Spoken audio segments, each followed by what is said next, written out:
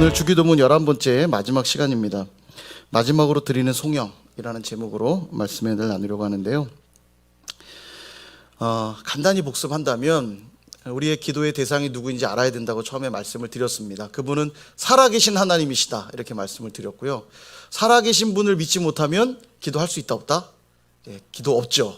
기도를 안 하실 거예요. 하나님이 살아있다는 걸 믿지 못하는 사람은 절대로 기도하지 못할 겁니다. 그래서 살아계시는 하나님이신데 그분은 어디에 계시냐면 하늘에 계시다 했습니다. 하늘이라 해서 저 높은 곳에만 계신 게 아니라 우리 안에도 거하시는 어떤 전능하신 하나님이라고 했고요. 그분은 우리의 아버지라고 했습니다. 우리의 작은 신음도 들으시는 좋으신 아버지. 그러니까 모든 것을 다 하실 수 있는 그분이 우리의 아버지시고 살아 역사하시는 분이시잖아요. 그러므로 우리는 뭘 해야 된다? 기도해야 되죠. 이걸 믿으십니까, 여러분? 살아 역사하시고 하늘에 계신 전능하신 그분이 내 아버지다. 이 사실을 기억한다면 당연히 기도의 자리로 나아가셔야 됩니다. 그분께 구해야 될 것을 총 7가지로 정리를 했는데요. 3가지는 하나님과 관계된 것, 그래서 하나님의 이름과 나라와 뜻을 위해서 기도해야 된다고 공부를 하였고요. 그 다음 4가지는 우리와 관계된 것인데 우리와 관계된 것이지만 궁극적으로 목표하는 것은 뭐냐면 하나님의 이름과 나라와 뜻을 이루기 위해서 이 땅에 우리와 관계된 것들을 올려드리는 기도라고 했죠. 근데 이제 대칭이 좀 맞으면 좋으니까 하나님께 드리는 기도 3가지, 그 다음에 우리와 관계된 것도 3가지로 정리하면 좋을 것 같아요. 이렇게요. 일용할 양식을 구하고요. 그 다음에 죄사함과 용서에 관한 기도를 드리고 마지막 3번째는 우리가 4가지로 구분했던 이유는 시험에 들게 하지 마시옵고와 악에서 건져달라고 하는 기도를 나눴는데 이걸 하나로 묶어서 시험에 들지 않게 하시며 악에서 건져달라는 기도를 하나로 묶으면 하나님과 관계된 기도 3개, 우리와 관계된 기도 3개 이렇게 정리가 되죠. 그래서 이제 대칭이 되면 좀 더 보기 좋으니까 오늘은 3가지로 제가 그렇게 정리를 해서 이야기를 진행을 하겠습니다. 이게 주기도문의 전문이에요. 저희가 이걸 공부한 겁니다. 그래서 여러분 기도하는 만큼 살 수 있다 말씀을 드렸고요. 여러분이 사는 만큼 기도할 수 있다고 말씀드렸습니다. 그러므로 여러분 항상 기도하실 수 있는 저와 여러분 되기를 축원드립니다. 이제 오늘 마지막 시간인데 오늘은 바로 이 송영이라고 하는 부분이에요. 오늘 본문에도 보면 괄호로 이렇게 딱 들어가 있죠. 나라와 권세와 영광이 아버지께 영원히 있사옵나이다. 아멘. 이렇게 괄호 처리가 되어 있는데 이 부분이 바로 송영이라고 부르는 부분입니다. 송영. 그런데 이제 나라와 권세와 영광 앞에 괄호가 쳐져 있는데 이 괄호의 의미가 뭔지가 궁금하시지 않습니까? 왜 괄호를 쳐놨을까? 어려서 그런 생각했던 기억이 문득 났어요. 이 괄호를 보면서 제자들아 내가 기도를 가르쳐 줄게 라고 하시면서 마지막 이 부분은 해도 되고 안 해도 되는 기도니까 괄호를 하셨나 보다 이렇게 어려서 생각한 기억이 나는데 그런 의미는 아니에요. 이 송영과 관계된 재미난 에피소드를 하나 소개해 드리면 찬송가를 개정할 때 각 교단 관계자들이 모여서 여러분 그 성경 앞에 보면은 찬송가 앞에 이렇게 보면은 주기도문 쓰여 있잖아요. 요것도 이제 찬송가를 개편하면서 주기도문도 좀 새롭게 정리를 해야겠다 이렇게 의견이 모인 거예요. 그 중에 하나 뭐냐면 대개 나라와 권세와 영광이 할 때 이 대개라는 글자를 뺍시다 이렇게 의견이 나온 거예요. 근데 그 의견이 나올 때 내용인즉 왜 그럼 빼자고 말했냐면 대개 나라와 권세와 영광을 구하는데 어떻게 대충 대략적으로 구할 수 있겠냐. 전심으로 구해야지. 그러니까 이 대개라는 말을 뺍시다 이렇게 한 거예요. 근데 사실 이 대개라는 말은 그런 의미가 아니고 한자인데 클 대자에 덮을 개자예요. 크게 덮는다. 그러니까 원칙적으로 이게 우리의 큰 원칙입니다 이런 뜻이에요. 그러니까 나라와 권세와 영광을 구하는 것이 우리의 큰 원칙입니다 이런 뜻이에요. 그러니까 이제 요 대개라는 글자를 오해한 데서 벌어진 이제 에피소드죠. 그래서 우리 성경에 아직도 있나요 없나요? 대개가 있죠. 그래 없다 해도 우리는 끊임없이 대개의 나라와 권세와 암송하고 있잖아요. 이미 기억되어 있기 때문에 그런 의미라는 걸 기억하시면 되겠습니다. 우리의 큰 원칙입니다. 하나님의 나라와 권세와 영광이 영원히 있기를 원하는 것이 바로 우리가 오늘 기도하는 큰 원칙입니다. 이런 말이에요. 대개가. 그 대개가 영덕 대개 아니고 영덕 대개 아니고 또 대략 대충 이런 의미 아니고 대개는 그것이 우리의 원칙입니다. 이런 뜻이에요. 좀 알고 하니까 더 기도할 때 의미가 또 이렇게 확 다가오겠죠. 여하튼 이 괄호의 의미가 뭐냐면요. 주님이 가르쳐 주신 기도가 아니라는 뜻이에요. 그러니까 주님이 기도를 가르치실 때 제일 마지막에 해야 될 기도는 나라와 권세와 영광이 아버지께 영원히 있어야 된다고 기도해 라고 가르친 게 아니라는 거예요. 주님이 가르친 내용엔 이게 없다는 뜻입니다. 그래서 동일 본문인 누가복음에도 보면 요 송영 부분이 빠져 있어요. 예, 송영 부분은 이 마태복음에만 지금 실려 있는데, 주기도문 그 초기 사본들을 보면요, 왜냐하면 성경은 여러분 원본이 없습니다. 성경은 원본이 없어요. 원본이 있으면 얼마나 우상시했겠습니까, 그죠? 근데도 성경이 왜 틀리지 않은 책이냐면 성경의 사본이 무지하게 많거든요. 수백 개입니다. 성경 사본이 무지하게 많은데 놀라운 비밀을 말씀드리면 거의 일치해요. 이 사본들이 거의 안 틀려요. 다 거의 맞습니다. 뭐 약간씩 다른 오류들은 있지만 큰 내용과 의미들이 하나도 틀리지가 않아요. 그래서 성경이 오류가 없는 책이라고 말할 수 있는 거예요. 나중에 이제 주님 앞에 천국에 가면 궁금한 건 물어보세요. 근데 어쨌든 원본은 없어요. 사본만 남아 있는데, 그래서 이제 사본학이라고 하는 그 학문은 그 사본들을 비교해서 원문을 찾아가는 이제 학문이거든요. 사본학이라는 것도 있어요. 성도님들 모르셔도 되는데 이 연구를 하는 거죠. 사본을 다 보니까 초기 기독교 문서에 보니까 다 이게 빠져 있는 거죠. 송영이 없어요. 그러니까 주님이 처음 가르치셨던 기도에는 송영이 없다는 데 있어서 학자들의 의견은 거의 대부분 다 일치합니다. 성경 원문에 분명히 없었다. 이건 이제 다 일치하는 내용이에요. 그렇다면 질문이 생겨요. 주님이 가르쳐 준 것이 아니니까 기도할 필요 없는 거 아닌가? 이 내용을 삭제해야 되는 거 아닌가? 궁금해지죠. 주님이 안 가르치셨다는 거에 의견이 다 일치되는데 왜 그럼에도 불구하고 우리는 계속 이 송영을 하고 있는가? 두 가지인데요. 결론부터 말씀드리면 할 필요 없는 기도가 아니라는 거예요. 두 가지 이유가 있는데, 첫째는 뭐냐면 분명히 이 송영 부분은 후대에 첨가된 것입니다. 그래서 기독교 문서들을 쭉 살펴보면 AD 2세기경, 그러니까 1세기가 예수님이 사셨던 시대에 또 그 초대교회 이제 내용들이 쭉 이어지잖아요. 그 이후 2세기 이후의 문서들을 보면 이 송영이 다 첨부되어 있는 것들을 보게 돼요. 그러니까 어느 순간인가 첨부가 된 거죠. 그러니까 전통적으로 2세기 이후에는 교회가 이 송영을 넣어서 주님 가르쳐 주신 기도를 했다는 것을 볼 수 있잖아요. 그러니까 교회가 전통적으로 초대교회 때부터 예수님은 비록 가르치시지 않았을지 몰라도 교회가 전통적으로 이 부분들의 내용을 삽입해서 계속 기도를 해왔고, 그게 오늘 우리에게까지 전해지고 있는 거죠. 교회가 전통적으로 고백한 내용이기 때문에 사용할 수 있다, 이렇게 말할 수 있고, 두 번째는 뭐냐면 유대 문헌들을 살펴보면 유대인들의 문헌의 대부분은 그 기도문 끝에 송영이 들어있습니다. 다. 이게 또 문화예요. 그래서 어떤 방식이냐면 인도자가 선창하면 회중들이 후창하는 방식으로 송영을 하게 됐어요. 그러니까 제가 나라와 권세와 영광이, 그러면 나라와 권세와 영광이 아버지께 영원히 있기를 원합니다. 그리고 여러분이 아버지께 영원히 있기를 원합니다.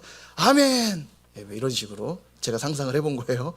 그렇게 유대인들은 선창하고 후창하는 방식으로 송영이 대부분 기도에 들어있어요. 이 기도문이 왜 다양하게 있냐면 구약에 이제 그 랍비들이 있고 그 랍비를 따르는 제자들이 있잖아요. 그러면 내가 따르는 랍비, 나를 가르치는 그 스승에게 내가 뭘 배우고 있는가가 뭘로 드러나면 기도문으로 드러나요.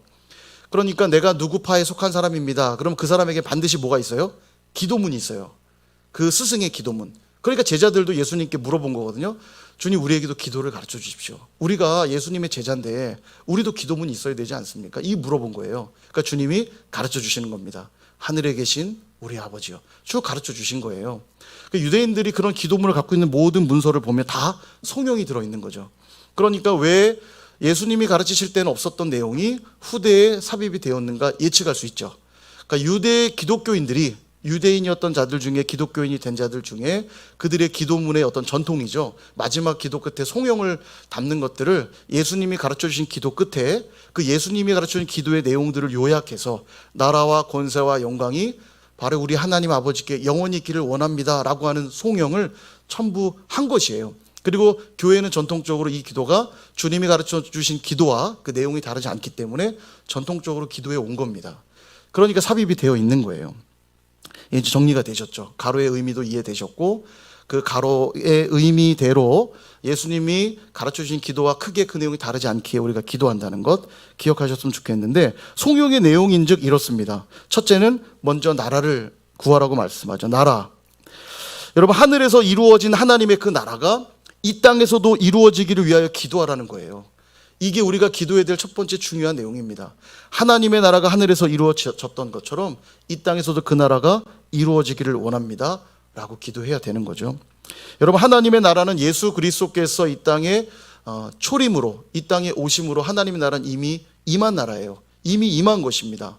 그러나 주님이 다시 오시겠다 약속하셨기 때문에 다시 오실 그때 그 나라는 완성이 되는 것이므로 우리는 이미와 아직 사이에 있는 하나님의 나라를 살고 있는 거예요.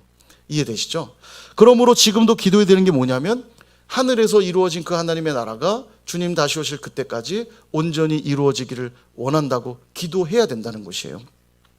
그러다 보니까 아직 완성되지 않은 나라다 보니까 이 세상 나라와 계속 긴장되는 관계 속에 전투하는 형태로 나타나는 거예요. 하나님의 나라가 확장되려 할 때마다 핍박과 박해가 있는 것이고 묘한 긴장 관계가 세상 나라와 계속 있는 거죠. 그때 우리는 뭘 해야 됩니까? 기도해야 되는 거죠. 그 다툼이 일어날 때, 세상 나라와 계속 충돌이 날 때마다 기도하라는 거예요. 그래서 이 기도를 가르쳐 주시는 겁니다. 여러분 가정 속에도 그런 일들이 일어날 거예요. 여러분 가정이 하나님 나라 되기를 갈망하시죠. 그럼에도 불구하고 계속 갈등이 일어날 겁니다. 세상의 가치관의 충돌이 있을 것이고 세상 나라와의 그런 모습이 가정 안에 드러날 때 하나님 나라와의 충돌이 있을 거예요. 그때 여러분 뭐 하셔야 돼요? 기도하셔야 되는 거예요. 교회 안에도 동일합니다. 교회 안에는 이미 교회가 하나님 나라가 완성된 게 아니에요. 교회 공동체 안에도 하나님 나라가 완성되어져 가고 있다 보니까 갈등들이 일어나요. 세상의 가치관들이 들어오기도 하고 세상의 요소들이 들어오면서 갈등이 일어납니다. 그러므로 이 땅의 모든 교회 우리 교인들이 하나님의 나라가 이 교회 공동체 안에도 온전히 이루어지길 위해 뭘 해야 됩니까? 기도해야 되는 거예요.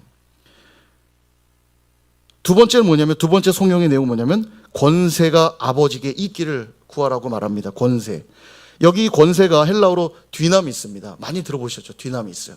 다이너마이트란 단어가 여기서 나온 단어거든요. 그러니까 뒤나미스가 어떤 단어인지 확 다가오시죠? 다이너마이트, 빵 터지는 광산의 동굴들을 부술 때 다이너마이트로 다 뚫잖아요. 이 뒤나미스가 권능, 능력 이런 뜻입니다. 아주 폭발적인 능력을 말하는 거예요.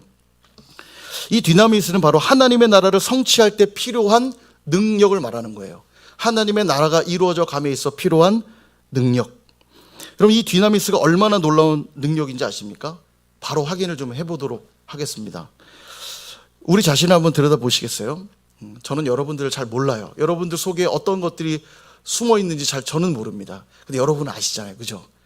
저도 그래요. 여러분 저를 잘 모르실 거예요. 제가 얼마나 사악하고 얼마나 형편없는 자인지 저는 알아요. 죄송합니다. 제가 조금 포장하고 있는 것 같아서 죄송한데 사실 그래요. 형편없는 죄인입니다. 동의하시죠? 나는 아주 거룩한 의인이야. 이런 분 안 계시잖아요. 형편없는 죄라는 거 아실 거예요. 하나님의 나라가 그런 우리에게 가당키나 합니까? 거룩한 그 나라를 받을 만한 자격이 여러분 있으시다 생각하세요? 그렇지 않잖아요. 우리 부족하잖아요. 그죠? 누릴 만한 자격이 없는데 그런 우리에게 하나님의 나라를 임하게 하시려고 우리에게 성령을 부으셔서 우리를 변화시키셨습니다. 성령의 뒤나미스가 우리를 바꿔놓으신 거예요. 내가 거룩하게 바뀌어서 그 나라가 임한 게 아니고 성령의 그 뒤나미스가 우리를 뒤바꿔 놓으셔서 하나님의 나라가 내 안에 임한 거예요. 내가 한 일이 하나도 없어요. 여전히 나는 여전히 사악하고 형편없고 죄로 점철된 삶을 살아가는 자임에도 내 안에 계신 성령의 그 뒤나미스가 하나님의 나라를 임하게 만들고 있는 거예요. 그러니까 이게 얼마나 놀라운 일입니까? 그죠? 그래서 이 세상에 가장 강력한 기적 하나를 뽑으라고 하면 저는 주저없이 뽑아요. 사람이 변화되는 것. 사람은 정말 안 변합니다. 성령의 역사가 아니면요, 사람은 정말 안 변해요.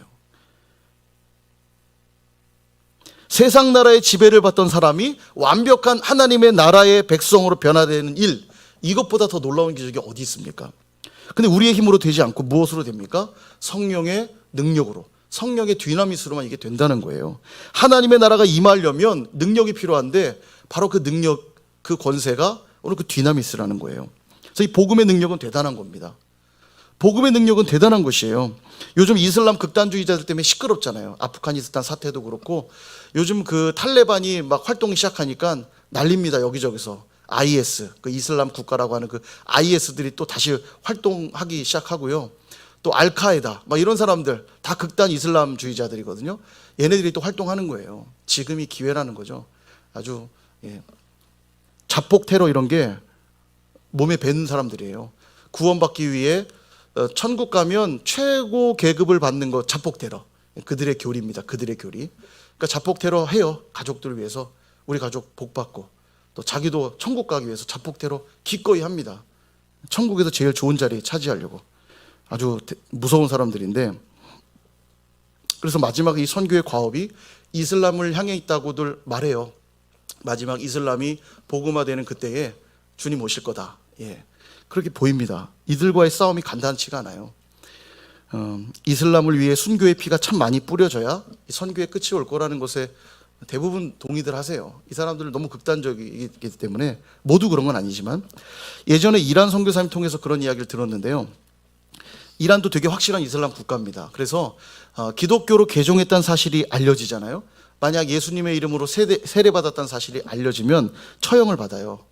예, 엄청 박해가 심한데 뭐 즉각 처단하기도 하고, 설령 죽지 않더라도 뭐 코나 귀를 자르는 일들이 있답니다. 벌 받는 거죠. 개종했다고. 근데 놀라운 사실은 이란의 지하교회가 비공식적으로 3,000개가 넘는데요. 안 놀라실 줄 알았어요. 다 이 정도 교회는 있는 건가 보다. 걸리면은 코나 귀가 잘리거나 죽는다니까요. 예. 근데 지금 지하에 3,000여 개의 교회가 있다는 거예요. 지하교회가. 와. 그래도 안 놀라시네요. 놀랄 때까지 하려고 그랬는데, 예, 설교가 안 끝날 것 같아서. 여러분은 복음의 디나믹스 믿으니까 안 놀라시는 거잖아요. 그죠? 복음이 얼마나 놀라운 능력을 가졌는지, 그렇게 목숨을 앗아가고 코아기를 베는 무서운 현장 속에도 예수를 믿겠다고 지하에 숨어 예배하는 성도들이 있다는 사실, 이게 사람의 의지로 되는 일입니까? 돼요? 안 되죠. 이게 복음의 디나믹스입니다. 성령의 능력이 아니면 하나님의 나라가 임할 수 없다고요. 하나님의 나라가 그 이란의 지하교회에 아직도 그렇게 3,000교회가 있을 만큼 있다는 것은 복음의 능력이 아니고서 어떻게 설명이 됩니까? 성령의 능력이 아니고서 어떻게 설명이 돼요? 많은 사람들이 기독교 개종을 박해하며 가로막았습니다. 근데 여러분, 이란에 불교가 들어가 핍박받았던 뉴스 들어보신 적 있으세요? 저는 한 번도 못 들어봤어요. 불교가 들어가서 핍박받았다는 얘기는 들어본 적이 없습니다. 공산주의 국가에 힌두교가 들어가서 대규모 학살을 자행했다는 소식 들어보신 적 있으세요? 저는 한 번도 못 들어봤어요. 들어보신 분들은 제게 좀 알려주십시오. 공산주의에 기독교가 박해받았다는 얘기는 들어봤는데 힌두교가 박해받았다는 얘기 들어본 적이 없어요. 왜일까요? 예. 성령의 디나믹스 없어요. 박해할 필요도 없습니다. 생명 없는 종교들이에요. 생명을 가진 기독교에만 끊임없이 박해가 있는 거예요. 세상 나라와 끊임없이 충돌하는 것이고요. 그럼에도 불구하고 그 나라가 임하기 위해 뭐가 필요한 겁니까? 성령의 디나믹스. 우리의 의지로 되는 게 아니에요. 성령의 능력으로만 되는 것입니다. 얼마나 그 능력이 파워풀한지 아시겠죠? 유독 기독교가 들어가면 박해하고 핍박하며 가로막는 이유, 왜 그럴까요? 왜 기독교만 들어가면 박해라는 겁니까? 기독교만 들어갔다 하면 그 사회가 뒤집혀 버리거든요. 완전히 기존 체제가 뒤집혀 버려요. 사람들이 막 변하는 일들이 생겨나니까 두려워하는 것입니다. 복음이 들어가는 곳마다 그들이 믿고 있는 우상들이 다 고꾸라지고요. 종교의 타파가 다 일어났고, 잘못된 신분제도가 다 붕괴되었고, 여성과 어린이들의 인권이 무시당하던 그곳에 여성과 어린이들의 인권이 회복되는 인간 존엄의 회복의 역사들이 일어났거든요. 기독교가 들어가는 곳마다. 우리나라도 그 시간이 얼마 안 된 거 아십니까? 양반제도, 절대 무너지지 않을 것 같던 신분제도가 복음이 들어오면서 사실 다 무너진 거예요. 그래서 여러분, 우리 너무 잘 아시잖아요. 양반과 흔히 말하는 쌍놈이, 좀 쌍스러워서 그냥 종이라고 그랬더니 우리 집사님이 쌍놈이 나와가지고 양반과 종이 함께 예배드리고요. 종이 장로가 되니까 장로님을 섬기고, 이게 복음에 사로잡힌 자만 할 수 있는 일이에요. 그게 쉽게 됩니까? 집에 가면 내가 부리는 종이 교회 장로가 되는데 장로님으로 섬기는 일이 가능합니까? 근데 우리 한국 교회가 그렇게 했어요. 복음의 능력이 그렇게 만든 거죠. 얼마나 놀라운 일입니까? 그러니까 이게 두려운 거예요. 이 생명을 맛보지 못한 자들, 기독교가 들어올까 봐 두려운 거예요. 자기의 기득권이 뺏기고 이 사회가 전복될까 봐 두려워하는 겁니다. 저번에 말씀드린 대로 중국이 두려워하고 있다고 그랬죠. 기독교가 이제 너무, 기독교 인구가 어마어마합니다. 중국이에요. 2억이 넘어요. 안 놀라실 줄 알았어요. 이 한 15억 인구 중에 2억이니까 별로 안 되는 것 같죠. 우리나라 전체 인구 5천만인데요. 기독교 인구만 2억이라니까요. 우리나라 전체 인구보다 몇 배 많다니까요. 기독교가. 중국이 그냥 눈 깜짝하고 선교사 몇 명 보내면 우리 전체 인구보다 많을 수도 있어요. 예, 전체 인구까지는 아니지만 저희가 지금 보냈다는 선교사 숫자보다 훨씬 많은. 그래서 여러분 선교사님들이 늘 중국 선교하면서 그거 외치잖아요. 100만 선교사. 중국은 우리는 10만 선교사 꿈꾸면서 막 선교 집회했잖아요. 근데 아직 물론 갈 길이 멀지만 10만 선교사. 중국은 100만 선교사 보내게 하옵소서. 100만 선교사. 될 것 같아요. 인구가 어마어마하게 많으니까요. 근데 여러분 중국에도 박해가 엄청 심했잖아요. 지하교회들이 많았고. 근데 이 성령의 뒤나미스가 그렇게 만들었고 이걸 두려워한 이 사회주의 정권이 두려워하는 거예요. 교회가 확장될까 봐. 그러니까 삼자교회 자꾸 만들어가지고 정부의 통제받게 하고 설교 다 검사하거든요. 삼자교회는 설교 검사 다 합니다. 거기에 혹시 반사회체제나 정부를 비방하는 내용이 있으면 그 교회는 문 닫는 거예요. 다 검사합니다. 재정 다 검사하고요. 정부에서. 혹시 다른 쪽으로 돈 사용하지 않나. 검사 다 해요.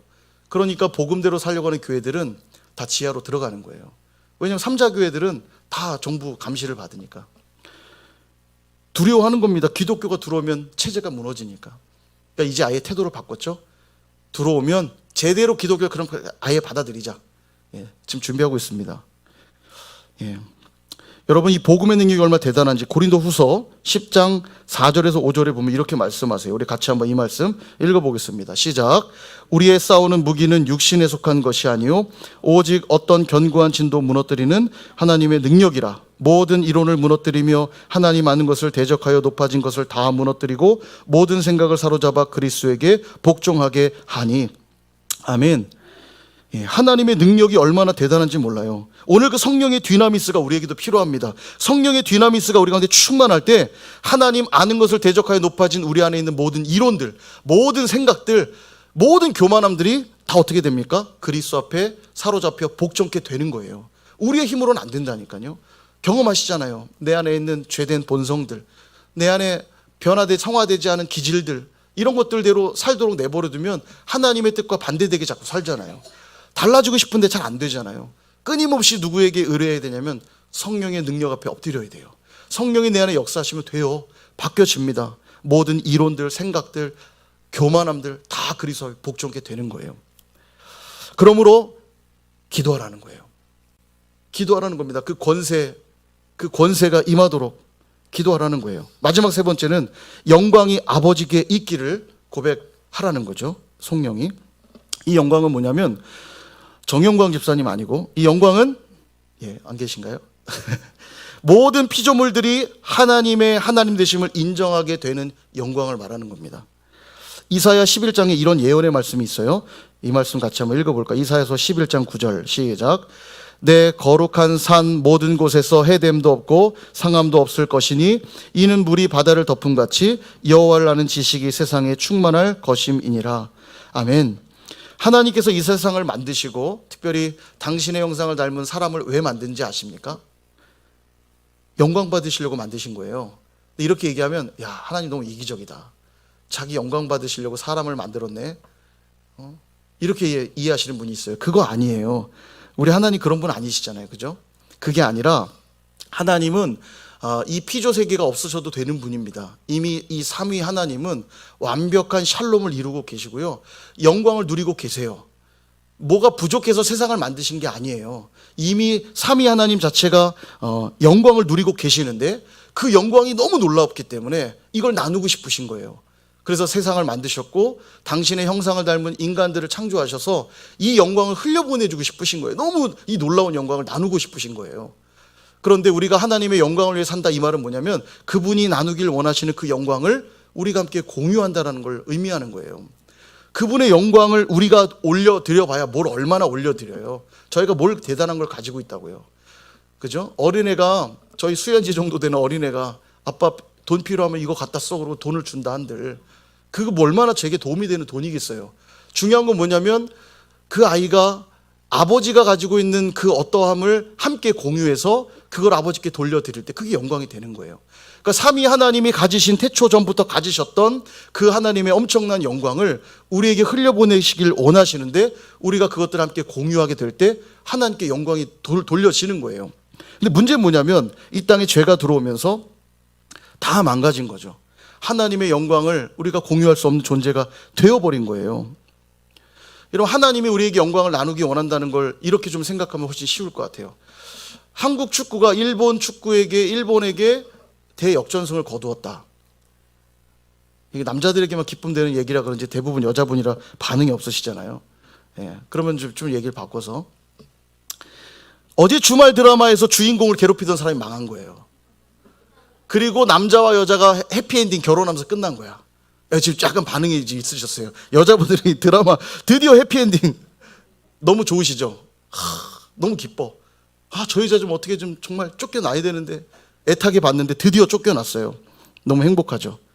이러니까 또 이제 학생들은 또 감흥이 안 오죠. 이제 곧 추석 명절인데 월화수인데 목금토까지 휴강, 수업 없어. 일주일 내내. 어저께 얘기하더라고요. 수아연의 수민인가요? 일주일 내내 학교 안 간대요. 좋아하더라고요. 예, 우리 학생들은 이거 최고죠. 회사에서도 그래 목금토까지 쉬십시오. 월화수와 함께 일주일 휴가. 예, 우리 직장인들 너무 기쁘죠. 어때? 너무 좋으시죠? 자기에게 해당되는 거 한두 가지씩은 있으시죠? 너무 기쁘잖아요. 이 기쁨을 경험할 때 여러분 그 다음 나오는 반응은 뭡니까? 아직 이 소식을 못 들은 사람에게 빨리 알려주고 싶잖아요. 드라마 어제 봤어 안 봤어? 봤어 안 봤어? 막 얘기하고 어제 축구 봤어 안 봤어? 와 진짜 끝내줬어 얘기하잖아요. 야 너 얘기 들었어? 휴강이래. 휴가래. 예, 이게 영광을 나누는 거예요. 하나님 우리랑 그렇게 하고 싶으신 거예요. 근데 문제는 죄가 들어온 겁니다. 하나님의 영광이 다 가려진 거예요. 예, 하나님께 영광 돌릴 수 없는 존재가 되어버린 거죠. 죄 때문에. 그래서 하나님이 예수 그리스도 진리의 말씀을 통해 하나님의 영광을 드러내신 것이고요. 이 땅의 모든 존재가 그 예수님을 믿고 그 진리의 말씀에 순종하게 될 때 아까 읽었던 그 이사야 11장의 말씀 여호와를 아는 지식 곧 하나님의 영광이 이 땅 가운데 충만하게 되는 것입니다. 우리 모두가 예수 그리스도를 믿고 그분의 말씀을 붙드는 일들이 있을 때 그분의 영광이 이 땅 가운데 가득하게 되는 거예요. 그러므로 예수님께서 이 땅에 이루신 하나님 나라의 마지막 지향점은 뭐냐면 영광의 나라입니다. 하나님의 그 영광의 나라, 바로 그 영광의 나라가 아버지께 영원히 있기를 원한다. 이 고백을 우리가 해야 되는 것이고 그 기도를 드려야 된다는 거예요. 여러분 이제 말씀을 정리하려고 합니다. 마틴 루터가요 주기도문에 대해 이런 말을 했어요. 제가 자막을 준비했는데요. 같이 한번 읽어볼까요? 시작.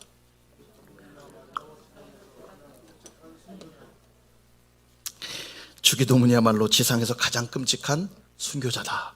이 무슨 말인가 궁금해지시죠? 우리가 주기도문에 대해 얼마나 생각 없이 줄줄 내뱉는지를 표현한 말입니다. 순교자라고 표현한 거예요.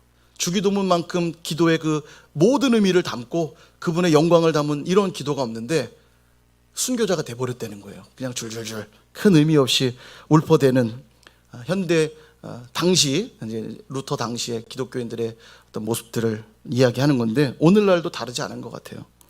어떠세요? 우리가 많은 시간 주기도문 암송하잖아요. 예배 드리고 그 끝에 주기도문. 우리 새벽에도 매일 주기도문으로 예배를 마치는데요. 얼마나 이 주님이 가르쳐 주신 기도의 의미를 되새기며 하고 있는지 돌아볼 필요가 있습니다. 혹시 주문 외우듯 누가 더 빨리 외우는지 시합하고 있는 듯 그렇게 암송하고 있는 것이 아니고 시작할 때부터 하늘에 계신 우리 아버지요. 정말로 그분은 살아계시고 하늘에 계신 전능하신 그 하나님 우리 아버지시며 이런 것들을 물론 아주 천천히 곱씹으며 할 수는 하진 않더라도 주기도문을 묵상할 때마다 그 의미를 생각해 볼 필요가 있다는 거예요. 바르게 기도한 만큼 어떻게 됩니까? 바르게 살 수 있고요. 바르게 살아가는 만큼 우린 또 바르게 기도하게 될 것입니다. 사랑하는 여러분 꼭 기억하실 수 있기를 바라요. 우리가 주기도문과 상관없이 산다 해도요. 그 나라는 반드시 임할 거고요. 그 권세는 반드시 나타날 것이고요. 그 영광은 반드시 충만할 것입니다. 왜냐하면 그 나라는 우리의 어떠함으로 결정되는 나라가 아니에요. 하나님은 반드시 하세요. 하나님의 나라가 임하게 할 것이고 그 나라를 임하게 하기 위해 성령의 놀라운 뒤나미스로 그 일들을 하실 것이고 그래서 온 땅의 모든 자들이 하나님을 알게 되는 그 영광의 나라가 결국은 임하게 될 거예요. 그러나 분명한 건 주님이 가르쳐 주신 이 기도대로 기도하며 살지 않는다면 하나님의 나라와 권세와 영광이 임한다 할지라도 나와는 관계없는 나라가 되고 말 것입니다. 그러니까 기도하라는 거예요. 그렇지 않으면 맛을 잃은 소금처럼 세상에 밟히우는 존재가 되고 말지도 모릅니다. 사랑하는 여러분, 오늘 배운 이 마지막 신앙 고백, 그 나라와 권세와 영광이 아버지께 영원히 있기를 원한다. 여러분 이 기도를 꼭 들으시고 또 그렇게 살아감으로써 하나님 나라와 권세와 영광을 다 누리시는 저와 여러분 모두가 되시기를 주님의 이름으로 축원드립니다.